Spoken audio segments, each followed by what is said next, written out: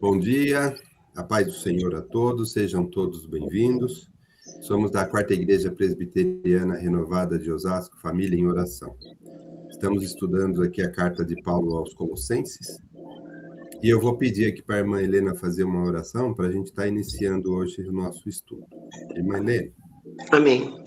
Senhor nosso Deus, nosso Pai, nós te louvamos, nós te agradecemos, Pai, pela oportunidade de estar mais uma vez aqui, Senhor, aprendendo de Ti, da palavra, Senhor, através do irmão Marcelino, através do Edgar.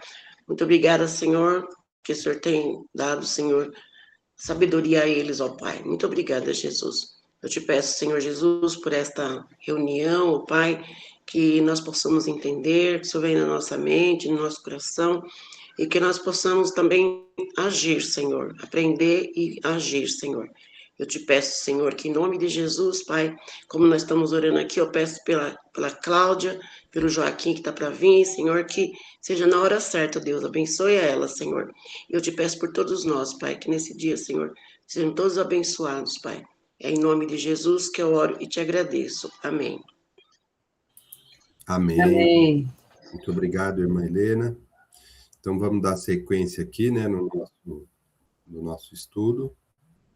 Então, nós estamos aqui na parte 5, né? Então, vamos aqui, ó. Deixa eu colocar aqui a gravação direitinho.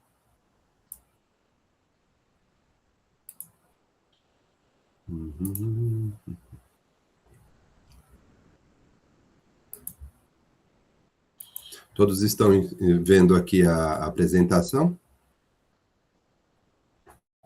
Eu estou. Tá, né? Sim. Então, tá bom. Então, vamos lá. Nós estamos aqui na sétima carta de Paulo, aqui na nossa estante da Bíblia, aqui, Colossenses, né? É a sétima carta. A gente sabe que essas cartas aqui na Bíblia, essas 13 cartas, elas estão numa sequência, não de quando elas foram escritas, e sim uma sequência puramente de tamanho, tá bom?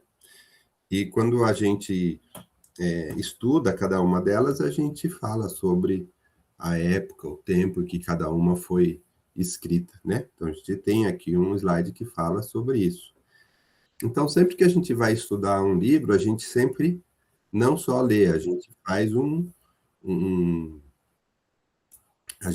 um contexto, a gente fala do autor desse livro, a gente fala do local, né, como é que estava naquela época, onde que Paulo estava quando ele escreveu, né? A gente fala da data, da ocasião, né?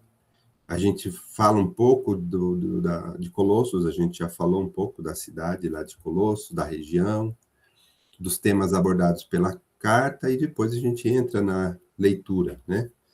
Quando a gente falou de quem era o autor, a gente sempre fala um pouco de Paulo, e eu sempre indico aos irmãos que lê Atos, né? O livro de Atos é muito importante ler, porque ali tem a história, logo depois que Jesus ressuscitou, como é que a igreja começou a se formar. Ali em Atos tem todos essa história. No capítulo 9, né, a gente tem a conversão de Paulo, né? Paulo era um perseguidor da igreja e teve um encontro com Jesus, e onde ele foi um dos maiores, assim, formadores, né, um dos maiores que ensinaram o evangelho e formador das igrejas, né?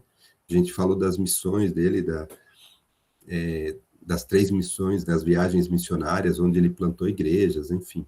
Então, tem bastante coisa aí em Atos.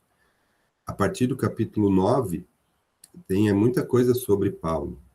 E a partir ali do capítulo 15, 16 para frente, ali vai contar as 3 viagens missionárias que ele fez, inclusive quando ele foi preso depois dessas viagens, quando ele voltou para Jerusalém, quando ele foi enviado para Roma, né? Inclusive, de lá é que ele está escrevendo essa carta. A gente também falou um pouco de alguns assistentes de Paulo, porque a gente vê, né, na carta, na leitura, ele mencionando algumas pessoas, então a gente conversa um pouco sobre essas pessoas também, né? Então, a gente falou aqui principalmente do Epáfras, né? Que foi quem fundou a igreja lá de Colossos, né? Paulo não foi para lá, né? Mas ele mandou um discípulo dele, que era um deles, né? Que era o Epáfras, que era um nativo de lá mesmo. Ele nasceu em Colossos, e foi ele, o Epáfras, que levou notícias de lá para Paulo, lá na prisão em Roma. E aí surgiu essa carta que nós estamos lendo, né? Sempre mostro esse mapinha aqui para a turma entender onde que está Roma, lá na Itália, né? No ocidente, na Europa, aqui do lado esquerdo do nosso mapa. E Colossos, aqui perto de Éfeso, né? Aqui, onde hoje é a Turquia, né? Aqui na Ásia, do lado direito, né? Tem esse quadrinho que eu sempre deixo aqui também, onde menciona todas as cartas de Paulo, os locais, e onde que ele estava quando escreveu, né? Aqui é Colossenses, é de número 8, né? Essa é de número 8, é Colossenses, que ele escreveu durante a primeira prisão dele, né? As datas também a gente já comentou, falamos também de Colossos, né? Falamos também daquela região de Colossos, das 3 cidades, né? Colossos, Laodiceia e Hierápolis, aquelas 3 cidades ali próximas, tudo perto ali de Éfeso, né? Abordamos também, falamos o que nós vamos encontrar dentro dessa carta. Essa carta é uma carta pequena, ela tem 4 capítulos, estamos no 2º capítulo. Falamos dos temas que elas abordam, né? Tanto do sincretismo religioso, que a gente falou que é uma falsa doutrina, é você distorcer, interpretar errado, né, a palavra.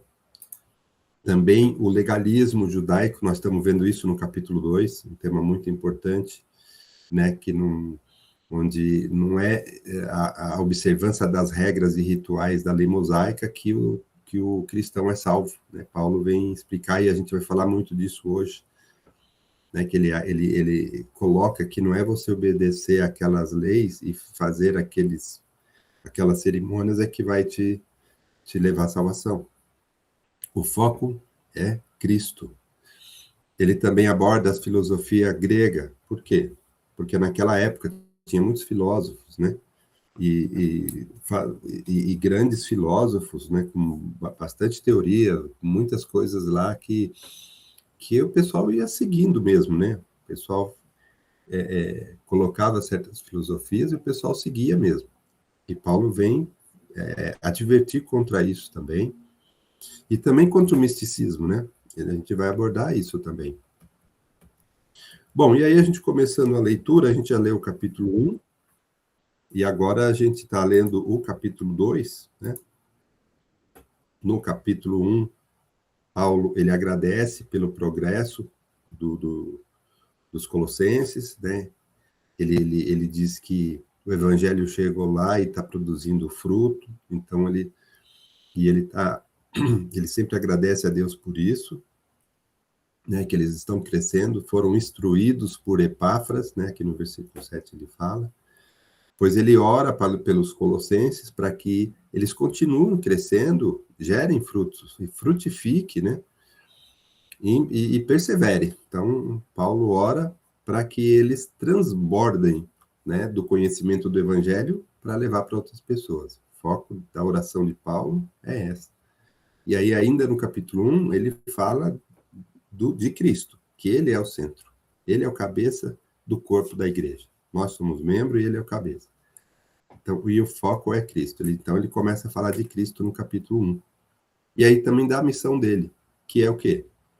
Cumprir a missão dada a ele, que é levar a palavra de Deus, né? A todos, inclusive aos gentios. Então, ele coloca, né? A gente falou sobre o mistério que estava oculto até a vinda de Cristo. O mistério que ele fala é isso, que não tem mais um povo separado de Deus. Agora, quando vem Jesus, não existe mais a separação entre o povo de Deus e outro. Não, agora é uma nova aliança onde todos podem, em Cristo, ser salvos. E aí, no capítulo 2, que a gente leu aqui o primeiro trecho, o primeiro bloco, né, Paulo, ele vem enfatizar de novo de que essa firmeza da fé deles é importante, essa convicção, né, que eles têm é importante, mesmo sem ter visto ele frente a frente, porque Paulo não esteve lá, mas ele fala que ele ora muito por eles e que ele está acompanhando, e ele fala que o Epáfras levou informação para eles lá, e ele está acompanhando, e aí a gente terminou no domingo passado, aqui ainda no versículo 6 e 7, para que como a gente recebeu o Evangelho, né, como a gente recebe Jesus, a gente precisa andar nele. Então, Paulo fala assim, ó, como vocês receberam Jesus, vocês têm que andar nele, né? Não é só conhecer, tem que andar segundo os ensinamentos. Uma coisa é você conhecer, ter fé em Jesus, aceitar. Outra coisa é você andar segundo os ensinamentos de Jesus, né? E aí ser radicado e edificado na fé em Jesus, né? Então ele enfatiza isso. Assim como você foi instruído, você precisa crescer. Então você conheceu e precisa crescer. E aí, dentro dessa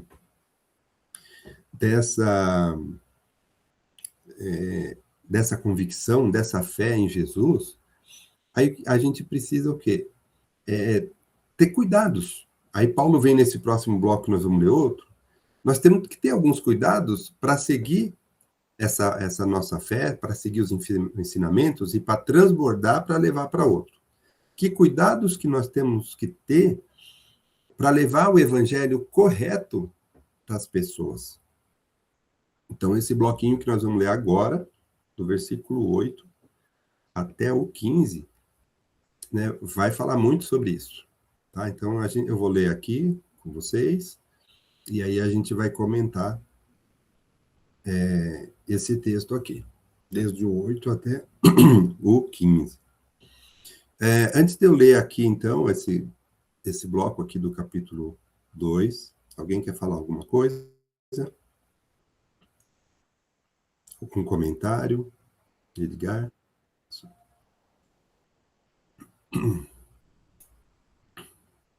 Então eu vou começar aqui a leitura do 8 até o 15. Do 8. Cuidado que ninguém vos venha a enredar com sua filosofia e vãs sutilezas, conforme a tradição dos homens, conforme os rudimentos do mundo, e não segundo Cristo. Porquanto nele habita corporalmente toda a plenitude da divindade. Nele, Cristo, tá? Versículo 10. Também nele estáis aperfeiçoados. Ele é o cabeça de todo principado e potestade. Nele também fostes circuncidados, não por intermédio das mãos, mas no despojamento do corpo da carne, que é a circuncisão de Cristo, tendo sido sepultados juntamente com ele no batismo, no qual igualmente fostes ressuscitados mediante a fé, no poder de Deus que o ressuscitou dentre os mortos. 13. E a vós outros, que estáveis mortos pelas vossas transgressões e pela incircuncisão de vossa carne, vos deu vida juntamente com ele, perdoando todos os nossos delitos, tendo cancelado o escrito da dívida que era contra nós e que constava de ordenanças, o qual nos era prejudicial. Removeu-o inteiramente, encravando-o na cruz, e despojando os principados e as potestades publicamente, as expôs ao desprezo, triunfando deles na cruz. Então, o que a gente vai ver aqui, né? Vamos comentar e ler com calma aqui, né, esses versículos. E conforme alguém vai querer fazer alguma observação, levanta a mão aí, a gente vai passando a palavra, tá bom? seja pergunta ou alguma observação que seja importante também, né? Quando ele vem aqui, ó, cuidado para ninguém. Bom, antes de começar, então fala, Edgar. Não, eu acho que você vai até entrar nisso. Eu ia só comentar sobre a questão desses rudimentos do mundo, né? Uhum. A gente vive aí de uma forma, a gente pode simplificar essa palavra como rudimentar, como básico, como superficial, né? Nada que aprofunde demais. Então ele fala muito da questão de como viver, não de superficialidade, daquilo que está acontecendo, que você está vendo simplesmente, né? E viver de uma maneira em que só os fatos que vão acontecendo, as regras, as maneiras de viver do mundo venham a dominar, né? E você tem que se aprofundar nas coisas de Cristo para viver de uma forma que você sai do superficial e vai nesse profundo da palavra, né? E às vezes a gente também vive de uma maneira superficial na fé, né? E mesmo na palavra de Deus, a gente vive de uma maneira muito rasa mesmo, né? Eu sei disso, aquilo e pronto. E não se aprofunda. E aí que você é pego de surpresas pelas coisas do mundo que vêm de uma maneira superficial e elas começam a ser valorizadas, elas começam a ter mais importância do que se aprofundar em Cristo, né? Então, às vezes na própria igreja, as coisas muito rudimentares, como diz ali, né, do mundo, começam a ter também muita importância dentro da igreja, né? E isso Paulo vem alertando ali, né? Cuidado com esses rudimentos do mundo, né? Que seria a superficialidade, né, das coisas. Sim, muito bem colocado. E essa superficialidade, rudimentos do mundo, né? Assim, às vezes as pessoas ficam preocupadas, e nós somos limitados, né? Aqui, as coisas aqui da Terra, nós são limitadas, né? A gente fica, às vezes, seguindo, né, ou vendo algumas filosofias aí que o pessoal fica colocando, e ela é muito focada na nossa vida terrena, limitada, né? E muitas vezes desvia a gente do principal, né? Então, quando ele fala assim, cuidado, né, que ninguém vos venha a enredar com sua filosofia e vãs sutilezas, que também é com sutileza que vem essas conversas, essas filosofias, e elas estão sempre focadas nas coisas terrenas, não de Deus, né? E às vezes a gente gasta o nosso tempo somente nisso, né? Deixa eu ver quem mais ergueu a mão, pastor Vani. E por isso que, às vezes, a gente, como pastor, a gente fica preocupado quando um membro da igreja começa a visitar outras igrejas. Porque, às vezes, a gente não sabe que igreja que está indo, a gente não sabe o que vai ouvir lá, que, às vezes, pode distorcer um pouco aquilo que a nossa igreja acredita, né? Então, eu acho que tem que ter muito cuidado com isso. Ah, vou em igreja tal. Não, é tudo pelo reino, é tudo pelo... Tem que tomar muito cuidado, porque as coisas, como você falou aí, são muito sutis, né? É muito sutil, é tudo muito colocado de uma maneira bem sutil mesmo, para você, para colocar dúvida às vezes. Eu não estou falando, gente, de todas as igrejas, é lógico que não. Mas muitos lugares que às vezes as pessoas vão, se você não tem um conhecimento, como eu digo, você não tem uma profundidade na palavra, na presença de Deus, você vai ser facilmente levado a acreditar em coisas que não são verdades. E às vezes começar a questionar situações da onde você está frequentando, aonde você está indo. Então, por isso tem que tomar muito cuidado com isso de seguir pregadores, de ficar indo atrás de profetas, indo atrás de coisas. Tem que ter muito cuidado, tem que ter muita sabedoria nisso. Sim, Edgar, quer complementar? Sim, eu sempre comento, né, sobre isso. Eu acho que para mim é uma realidade. As pessoas, quando, se elas não estiverem preparadas, e não buscarem esse preparo, que seja mínimo dentro da nossa igreja ali, ou onde elas estiverem, né, elas podem se desviar não necessariamente indo numa igreja, né? Então, numa conversa em casa, né, num bate-papo no trabalho, numa conversa com um amigo que tem um pensamento diferente. Então, assim, não necessariamente visitar uma igreja, né? Simplesmente você está tão despreparado que qualquer ventinho te leva, né? Você não está ali fixado ali, não está preso ali de uma maneira em que tem que ser um vento muito forte, que tem que arrancar tudo para poder te levar. Não, um ventinho já te leva. Então você está muito superficial, você está nos rudimentos da igreja, vamos dizer assim, né? E não do... Né?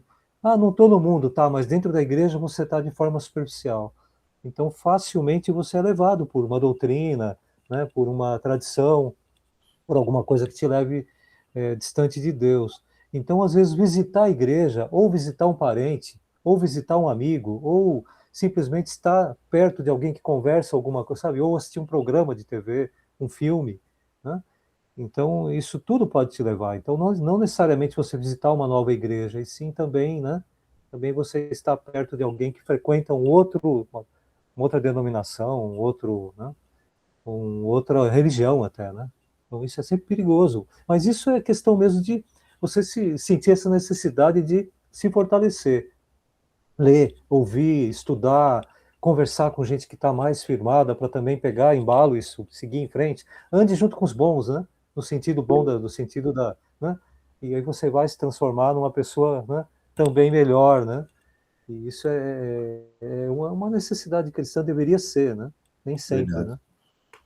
Pastor? É verdade, Edgar. É que eu dei o exemplo da igreja, por quê? Porque a gente sabe que tem muitas pessoas que têm costume, às vezes, de ir em eventos em outras igrejas, né? Eu não estou falando que é errado, foi o que eu falei. Existem muitas igrejas sérias por aí. Mas eu falei disso porque é lógico que só o fato de você conviver, às vezes, com outras pessoas, aquilo pode mudar seu pensamento, mudar sua cabeça, colocar dúvidas, né, na mente, no coração. E a gente realmente tem que ter cuidado. É por isso que a gente tem que estar firmado na palavra. A gente tem que buscar a palavra de Deus, buscar o conhecimento, buscar o entendimento, buscar a profundidade na palavra. Porque só assim a gente não vai cair aí nessas vãs filosofias, né? É. Uma vez, mano, eu estive faz muitos anos já, numa festa das nações, né? Das igrejas evangélicas e tudo, e aí foram passando imagens que representavam o cristianismo não, as coisas de Deus na época do Velho Testamento, e entrando o menorá, e entrando a Arca da Aliança, as coisas, todas nem iam entrando, né? Durante o evento, né? Assim, numa encenação. Mas só que na encenação, algumas pessoas que estavam por lá, que não estavam na encenação daquilo que estava acontecendo, começaram a fazer gestos de reverência aos objetos. Eu olhando aquilo, eu falei, que é isso? Sabe assim, né? Não tem a ver com o cristianismo isso, né? Sabe, uma reverência à Arca da Aliança que estava entrando dentro do salão onde estava acontecendo o evento. Eu olhei, eu falei, reverência à Arca da Aliança, algo que simbolizou uma outra época, né? Então, assim, eu achei meio estranho. Então, e às vezes as pessoas vão, não necessariamente no culto, né? Mas em alguns eventos, né? Religiosos até, ou até históricos, né? Eu achei muito estranho. Então, tudo é possível, né? E pessoas envolvidas com a igreja, não pessoas que não conhecem, né, a palavra. Então, eu achei muito estranho. Então, tudo é possível, viu? E a mente humana é assustadora, né? Ela vai facilmente para outro lado, né? É verdade. E aqui no versículo 8, né, que a gente começou, e é isso mesmo que Paulo vem falar. Cuidado com isso. Cuidado quando alguém vem com um enredo aí, com uma filosofia que faz muito sentido e não tem a ver com Cristo. É esse cuidado que ele fala. Então, muitas vezes acontece isso, tem a ver com as coisas do mundo, com a tradição dos homens, e muitas vezes não tem a ver com Cristo. Então, é isso que ele fala. Cuidado, porque às vezes ele está muito focado. Faz sentido, a pessoa sabe montar um enredo ou uma filosofia, faz sentido, e aí muitas pessoas compram a ideia se não tiver bem alicerçada. E aí Paulo continua no versículo 9. Por quê? Porque ele fala que nele, é em Cristo, que habita toda a plenitude da divindade. Então, se a gente está indo, sendo levado, ou escutando coisas que não têm a ver com Cristo, está errado, porque Cristo que é a divindade plena. E é também em Cristo, olha que legal aqui o versículo 10, também nele estáis aperfeiçoados. Então, é isso que Paulo fala, que essa perfeição que a gente busca é em Cristo. Por quê? Se a gente está aperfeiçoado em Cristo, a gente não vai ser levado facilmente por essas ondas, né? Por esses influencers, né? Por quê? A gente tem que ser alicerçado e aperfeiçoado em Cristo, porque Ele é o cabeça, Ele é o principal. Então, esse versículo 10 também traz essa grande importância para a gente falar que a gente tem que estar aperfeiçoado em Cristo, porque Ele é acima de tudo, Ele é acima de todo o principado e potestade. E aí, no versículo 11, hoje a minha garganta não está boa. No versículo 11, ele fala assim, que também nele, em Cristo, foste circuncidado, mas não por intermédio das mãos, mas no despojamento do corpo da carne, que é a circuncisão de Cristo. Paulo usa aqui uma analogia, né, da circuncisão, porque a circuncisão era uma marca do povo de Deus. Então, quem que é o povo de Deus, ele vai ser circuncidado, né? E aqui Paulo, ele fala assim que agora nós temos uma marca de Jesus, mas só que não é essa circuncisão que era por intermédio das mãos, como era antigamente. E sim, quando a gente está em Cristo, a gente já não está mais na carne, a gente está no Espírito, a gente não está mais no mundo, a gente está em Espírito. Já morreu a nossa carne, o velho homem morreu. Então, se nós estamos em Cristo, então a gente não é mais do jeito que a gente era antes.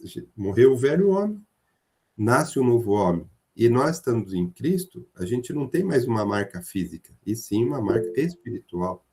Então, esse versículo 11 aqui é interessante. Fala, Diga. Isso que você acabou falando, é questão mesmo de... Antes era uma coisa externa, em que as pessoas viam que aquilo tinha acontecido, agora é uma coisa interna, né? E que as pessoas percebem, né? Podem não estar vendo automaticamente, mas elas percebem que você teve uma mudança, né? Antes era necessário algo físico, algo matéria, algo objetivamente você vê, toca, né? Agora, no caso da nova, em Cristo, né, você tem uma mudança interna, né? E ele estava mostrando isso, né, que era necessário, não era necessário nada externo, nada físico, nada material, e sim mudança espiritual, né? Isso mesmo. E aí, no versículo 12, ele continua focando nessa questão, tendo sido sepultados juntamente com ele no batismo. Então, isso fala, toda essa parte, né, carnal, vamos chamar assim, terrena, esse velho homem, né, nós éramos pecadores, a gente foi sepultado juntamente com Cristo no batismo. Então, nós vamos nos tornar uma nova criatura. Então, através do batismo, você está enterrando, sepultando o que você era, junto com Cristo, assim como ele também foi sepultado. E aí ele fala, no qual igualmente fostes ressuscitado. Então, assim, o velho foi sepultado junto com Cristo, assim como ele também foi, e também nós fomos ressuscitados junto com ele. Igualmente, ele fala, né, aqui no versículo 12, igualmente fosse ressuscitado. Então, quem está em Cristo? Morreu o velho homem, o velho pecador, nasceu, ressuscitou junto com Cristo, mediante a fé no poder de Deus que o ressuscitou dentre os mortos. Então, é isso que Paulo deixa muito claro, que a gente tem que estar em Cristo, e é com ele que vem uma nova aliança, uma nova vida. É com ele que a gente foi sepultado junto com ele e a gente ressuscitou junto com ele mediante a fé. Então, somos uma nova criatura. Aí ele confirma aqui, no versículo 13, seguindo. E a vós outros que estáveis mortos. Então, estáveis mortos pelas vossas transgressões. Então, a gente estava morto pelas nossas transgressões. E pela incircuncisão da vossa carne. A incircuncisão significa que você não estava marcado, não era escolhido, você estava morto, você estava no pecado, você estava nas transgressões. Mas Jesus deu vida, né? Deus nos deu a vida através de Jesus. Por isso que ele fala aqui, vos deu vida juntamente com ele. Ele aqui, no caso, Jesus. Então, nós ganhamos uma nova vida com Jesus. E ele enfatiza, perdoando todos os nossos delitos. Por quê? Essa nova vida, ela vem com o perdão do pecado, o perdão do passado, a nossa liberdade em Cristo. Então, ele cancelou, ele continua no versículo 14, cancelando o escrito de dívida, que era contra nós, e que constava de ordenanças, o qual nos era prejudicial. Removeu inteiramente, encravando-o na cruz. Então, o sacrifício de Jesus na cruz significa isso, a morte dos nossos pecados. Ele levou os nossos pecados ali, nossas enfermidades, tudo ali na cruz. Então, aquelas ordenanças, aquela lei que era prejudicial para a gente, que ela apontava todos os nossos erros, aquilo lá foi tudo encravado na cruz. Essa nova vida vem a partir daí. E aí, no versículo 15, que ele fala que, despojando os principados e potestades, publicamente os expôs ao desprezo, triunfando deles na cruz. Então, é ali que Jesus mostra, através da morte e ressurreição, o triunfo dele. Então, quando ele fala assim, cancelando o escrito de dívida, a gente vai ver um pouquinho mais para frente, Paulo detalhando um pouco mais por que a gente tem que esquecer o passado e entender o que Jesus ele significa para a gente a partir de agora. A gente vai entender isso no próximo bloquinho. Ele está falando aqui que na cruz ficou todo o nosso pecado. Jesus foi o sacrifício único e último e suficiente para pagar todos os pecados do homem. E assim, quem está em Cristo, nasce uma nova criatura. Esse é o foco. Então, Paulo fala, não adianta a gente ir através das conversinhas, das filosofias, não vai através, não é por aí. E também Paulo vai falar agora na sequência, que a gente vai ver, sobre esse cerimonialismo, sobre como que a gente, né, pagava ou apontava o pecado e pagava o pecado. Não é mais assim, não tem mais isso.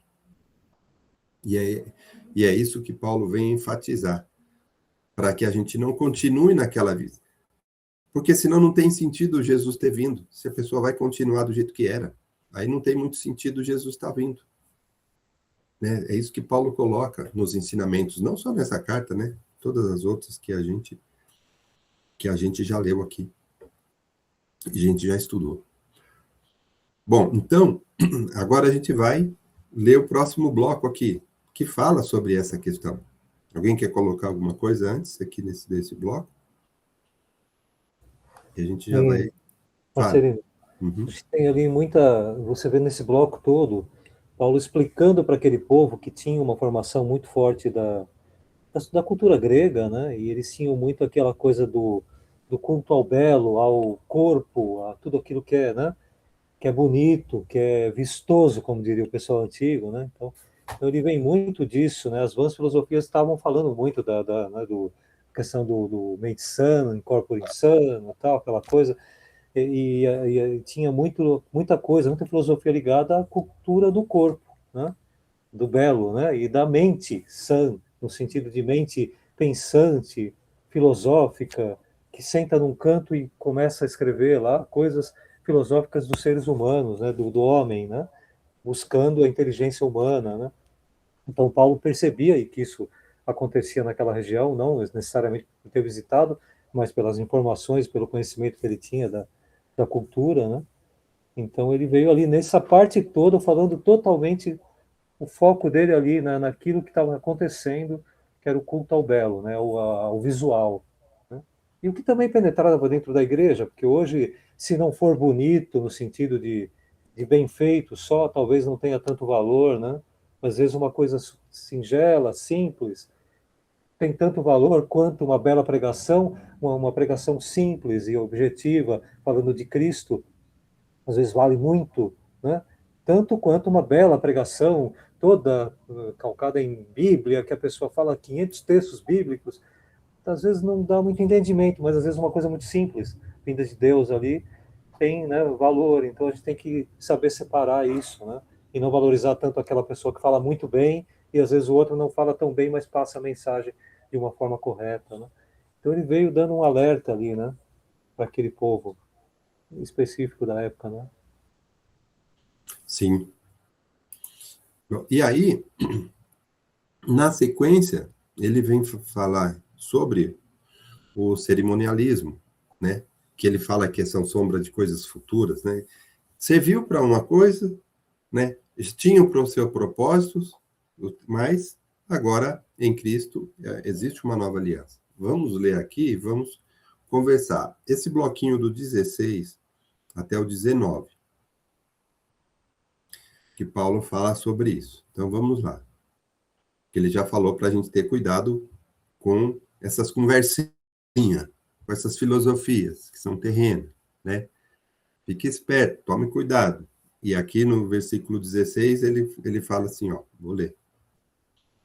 Ninguém, pois, vos julgues por causa de comida e bebida, ou dia de festa, ou lua nova, ou sábados, porque tudo isso tem sido sombra das coisas que haviam de vir.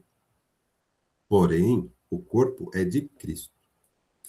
Ninguém se faça árbitro contra vós outros, pretextando humildade e culto dos anjos, baseando-se em visões, enfatuando, sem motivo algum, na sua mente carnal, e não retendo a cabeça, do qual todo o corpo suprido e bem vinculado por suas juntas e ligamentos, cresce o crescimento que procede de Deus.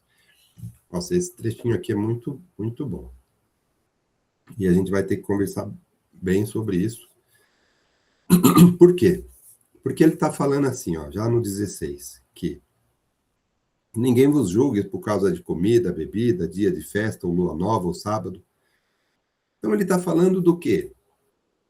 Do cerimonialismo, né? Dos rituais, de como que era, né? A vida antes de Jesus, né? Por quê? Porque ele está querendo dizer que não é a comida ou a bebida, ou o dia de festa, ou a lua nova, ou o sábado, que vai resolver o seu problema, ou que vai te levar à salvação. Não são esses detalhes, essa cerimônia. Isso tudo aí serviu para o passado? Serviu. O plano de Deus que começa desde lá a caída do homem até a salvação, o plano de Deus tinha lá, né, a preparação de um povo para onde ele pudesse se manifestar, colocar umas regras, a entender uma série de coisas. Isso já foi feito lá atrás, mas também estava previsto a vinda do Salvador, e queria salvar a humanidade através desse homem. Então, tudo estava previsto, e quando chegou o momento, e Paulo está falando, agora é uma vida nova segundo Jesus. Então, tinha uma série de coisas lá que servia para separar o povo de Deus dos outros, mas agora não tem mais essa separação, agora todos somos uma coisa só, e não precisamos daquelas rituais ou cerimônias do passado. Então, é isso que ele vem colocar aqui. E aí ele fala assim, ó, por que ele está falando comida, bebida? Porque tinha muitos rituais que envolviam isso, o dia de festa, tal. Tinha uma série de coisas que não estão mais fazendo sentido depois da vinda de Jesus, né? E quando Jesus veio, quem estuda bastante a palavra, ele vê que Jesus ensina uma série de coisas, confirma tudo que está previsto na Bíblia, e também fala que algumas coisas já não precisa. Por quê? Porque agora mudou. Então, aqui, quando o Paulo fala aqui no versículo 17, o Edgar levantou a mão. Fala, Edgar. Eu ia comentar sobre uma ideia de que eu ouvi um tempo atrás, né, sobre isso. Diz que quando você tem coisas em casa que quebram, que estão estragadas, ou vencidas, ou com problemas e tal, se você pega aquilo tudo, um objeto está meio quebrado, não funciona mais direito, você guarda dentro do armário. Aí o sapato que está meio abrindo, meio furando, tal, você guarda dentro do armário. Aí você tem um alimento que venceu. Você fala, tá, mas fica com dó de jogar, guarda no armário. Aquilo tudo, aqueles objetos todos, eles saem de cena, mas eles não saem da sua cabeça, eles estão orbitando o tempo todo. E toda vez que você estiver meio parado, você fala, eu tenho ainda aquele rádio velho dentro do guarda-roupa. Eu tenho ainda aquela TV que não funciona direito lá dentro. Eu tenho aquele computador que guardei lá. Então, aquilo orbita na sua cabeça. Você não usa, mas não jogou fora. Não se livrou daquilo, não descartou aquilo. Então, é mais ou menos as coisas da vida da gente também na igreja. Muitas coisas que hoje não nos servem mais, às vezes a gente não jogou fora ainda e ainda está guardado naquele armário. E ela orbita na sua cabeça, você sabe que ainda está por perto ainda. Alguns costumes ainda estão orbitando na sua vida ali e tal, e ainda não, e você não descartou. Você não usa, mas continuam por perto. Então, a vida da gente também de cristão, ali no sentido de físico, né, mesmo, descarte algumas coisas, descarte alguns costumes, descarte algumas coisas que te fazem mal, ou que estão ocupando espaço, ou estão tirando sua atenção ainda. Não são boas, joga fora. Não fica por perto com elas, né? Não fica frequentando, não fica revendo, abrindo o armário de novo, abrindo o livro velho, que te traz recordações que não te servem mais, né? Então, ele fala muito disso, né? De jogar um pouquinho essa cerimônia que hoje não te faz mais sentido. Não faz mais sentido. Você conhece a Cristo. Seguir algumas coisas não fazem parte do Cristo que você conhece. Então, descarta. Né? Não servem mais. Não guarde no armário. Tá? Elas saem da cena, mas não saem da sua cabeça. Então, é importante isso. Né? Não retenha nada na sua cabeça que te faça mal, né? Como diz a palavra ali. Muito bem colocado, porque aqui ele fala, né, depois no 17, né, quando ele fala que são sombra das coisas que haviam de vir, né, assim, tudo isso foi necessário por algum motivo durante algum tempo, né, mas que agora não faz mais sentido, né? Cristo chegou, Cristo veio ensinar, Cristo veio salvar. Então tem um monte de coisa que no passado eles eram feitos, né, ou seguidos, porque tinha um propósito lá atrás, né? Tinha um ensinamento de obediência, um ensinamento de disciplina, um ensinamento de regras, enfim, tinha uma série de coisas. E que agora não precisa mais, porque Cristo, quando ele vem e fala que agora a salvação é para todos e não precisamos mais fazer aquela separação do povo de Deus e dos gentios, e que ele, inclusive, ele fala que dos dois principais mandamentos, você adorar a Deus sobre todas as coisas, e no segundo mandamento, você ter amor ao próximo, ele fala, daí, quando você tem uma cabeça diferente, os outros mandamentos, eles vão na sequência, porque se você ama, você não vai praticar algumas coisas. Se você está em Cristo, você não vai praticar certas coisas e não vai precisar, então, de algumas coisas.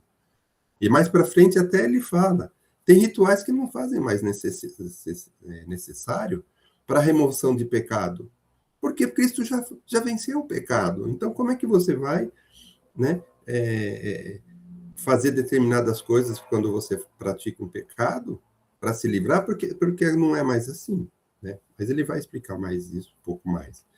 Então, ele fala assim, tudo isso é sombra do que havia de vir.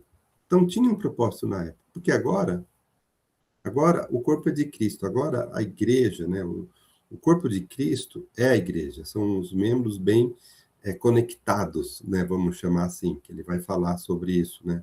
Qual todo o corpo suprido e bem vinculado, bem conectado e suprido, né? Bem conectado a Jesus e suprido pelos ensinamentos dele. Então, e essas juntas, ligamento muito bem colocado, aí que vai haver o crescimento que procede de Deus. Então, essa conexão, é isso que vai fortalecer a nova vida. É isso que Paulo quer deixar claro e é o que a gente está entendendo. Ele é o cabeça, nós somos o corpo. E aqui no 19 ele fala isso, o corpo suprido e bem vinculado por suas juntas e ligamento. Então, a gente precisa ficar muito bem conectado a Jesus e aos seus ensinamentos. Por quê? Porque senão a gente não vai ter o crescimento que procede de Deus. Inclusive, aqui no versículo 18, né, também é interessante, quando ele fala que ninguém se faça hábito contra vós outro, né, pretextando humildade e culto dos anjos, por exemplo, né? Então, Jesus é a nossa conexão com Deus. Não existe intermediário, anjos, né? Que nem ele fala aqui, baseando-se em visões, né? Enfatuando, assim, as pessoas sendo presunçosas, sabe? Com aquelas suas filosofias, falando que teve visões ou cultuando anjos, não tem a ver com Jesus, né? E não focando em Jesus, que é o cabeça. Alguém levantou a mão aqui, irmã Rosângela? Posso falar? Pode. Nós precisamos estar mesmo firme, porque senão qualquer vento, como o Edgar mesmo falou, nos leva. E a gente, estando firme na palavra, você pode até debater com a pessoa lá e ficar firme. Ele não consegue argumentos para te levar para outro lugar.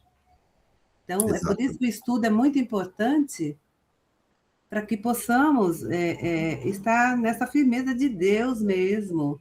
Senão, ao visitar a igreja, parentes ou qualquer pessoa, aqui mesmo em casa eu tenho o Mateus, que vive com as filosofias dele, então é muito difícil, a gente tem que estar firme mesmo. Exatamente. Muito bem colocado, porque senão as pessoas vêm, falam coisas, convencem a gente, né, e a gente não está embasado e começa esfriando, mudando a forma de pensar, e no fim a gente acaba se desviando e se distanciando da verdadeira fé que é em Cristo, né? Então, e aqui nesse versículo 19, ele fala sobre essa conexão, né, que a gente tem que ter, né, o corpo de Cristo conectado a ele, tem que estar suprido e bem vinculado, né? Suprido é pelo ensinamento dele, e bem vinculado é a gente firme na conexão com ele. Porque só assim nós vamos ter o crescimento. Então, se conectando só um pouquinho, ou só de vez em quando, ou não se alimentando da palavra, do ensinamento de Jesus, como é que a gente vai crescer? Não vai. Então, não é suficiente apenas conhecer Jesus. A gente precisa se conectar a ele, entender o ensinamento dele, para que a gente possa crescer no propósito de Deus para nós, né? Bom, falta aqui pouquinho, né, uns 5 minutos, e eu vou passar aqui a palavra para o pastor Vani, fazer aí as considerações finais, se quiser, e orar para a gente estar encerrando, e próximo domingo a gente vai continuar falando sobre isso. Por quê? Porque Paulo, quando ele fala de que esse cerimonialismo, né, do passado, que não precisa mais, a gente... Não é isso que vai nos salvar ou vamos tirar o nosso pecado como era antigamente. Não tem mais isso. Pastor Vani. Oi, paz do Senhor. O que importa, né, Marcelino, fala lá, né, de estar na presença de Deus. Então, é permanecer realmente. Esse estar não é só ir no culto e o resto, né? Vamos ver o que acontece. Não é só, eu entro na escola bíblica aqui, está tudo certo. Não, é colocar tudo isso em prática. É poder colocar isso e deixar isso enraizar no coração da gente, né? Porque se você só ouvir e ouvir, entrar por um ouvido e sair pelo outro, não vai ter mudança, né? E se não tem mudança na sua vida, ouvindo a palavra, buscando Jesus, aceitando Jesus, se não tiver essa mudança na vida, se não tiver uma transformação, então, na verdade, você não teve um encontro verdadeiro ainda com Jesus. Porque não tem como você ter um encontro com Jesus e permanecer do mesmo jeito. Continuar com a mesma vida, continuar com as mesmas atitudes, não dá. Não tem como, né? E eu vi até a Cadeva está me cobrando do tempo aqui, mas tem 5 minutos? Tem. Então, até vi um cara assistindo uma pregação, ele dando um exemplo de que um funcionário chegou atrasado numa empresa e o chefe questionou, né? Ele falou, não, mas é que eu fui atacado por 3 pitbulls. né? E falou, e contou uma história. O chefe falou assim, mas como assim você foi atacado se você não está sujo de sangue, você não está com a roupa rasgada, você não tem nenhum indício disso? O que ele quis dizer com isso? Que não tem como você ter um encontro com Jesus e não ter indícios disso. Não tem como você não ter um encontro com Jesus e não ter marcas profundas na sua vida. Não tem como você não ser transformado, você não ser marcado, você não ser mudado se você teve um encontro verdadeiro com Jesus. E a gente só vai ter esse encontro se a gente realmente buscar e permanecer na presença de Deus. Se a gente não permanecer, nada vai mudar, nada vai acontecer. Amém? Amém. Vamos orar então para encerrar? Pai amado, muito obrigado, Senhor Deus, por tudo, obrigado pela essa palavra, por esse ensinamento, Senhor. Que o Senhor continue, ó Pai, nos abrindo nossa mente, nosso coração, Senhor, e que tudo que foi falado aqui possamos realmente colocar em prática nas nossas vidas. Possamos entender que precisamos estar, precisamos permanecer na sua presença, Deus.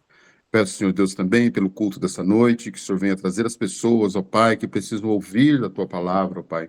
Que isso possa ser um culto guiado e dirigido por Ti, Senhor Deus. Agradeço pela vida aí do Marcelino, do Edgar, que tem se disponibilizado a ensinar, Senhor, que o Senhor continue dando a eles sabedoria e entendimento da Tua palavra, Pai.